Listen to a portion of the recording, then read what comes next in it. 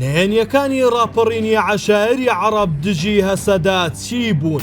سعودیا چ ڕۆڵێکی هەبوو؟ ئایا هەڕەشەکان دەگاتە عێراق و هەرێم؟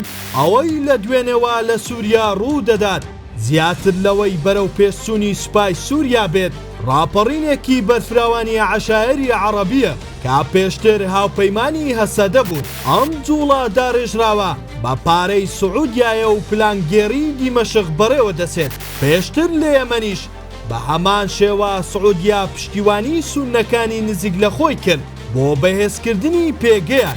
لا سووریاش بە هەمان مەبەست سیناریۆکەی دووبارە کردوتەوە.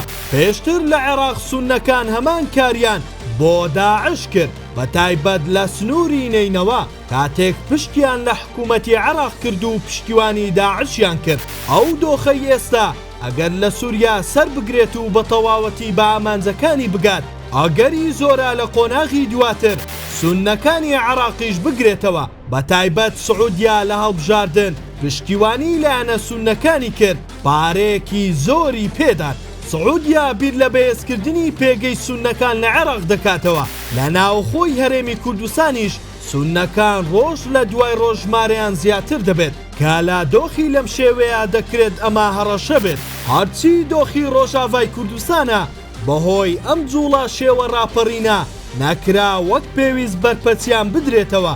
بەمەش ئەو تێبینیەی ناوەندی توێژینەوەی ستاندەر کە پێشتر لەبارەی بیرۆکەی بەڕێز ئۆزەلان بۆ نەتەوەی دیموکراتیک و فیدراسیۆنی گەلان لە ڕۆژهەڵاتی ناوەڕاست سەرەڕای جوانی لە ڕووی تیۆری بەڵام لە ڕووی کردداری وەک ستاندەر پێشبینی کردبوو قابیلی جێبەجێکردن نەبوو. لە جیاتی برایەتی لەگەڵ کورد عەشایری عەرەبی چوونە پاڵ دیمەشقیان هەڵبژات. ئەو ناوچانەی بە خوێنی شەرڤانە کوردەکان ئازادکران دوجار بەهۆی هەستی عروبە جارێکی تر عەشایرەکان ڕادەستی دیمەشقیان کردەوە.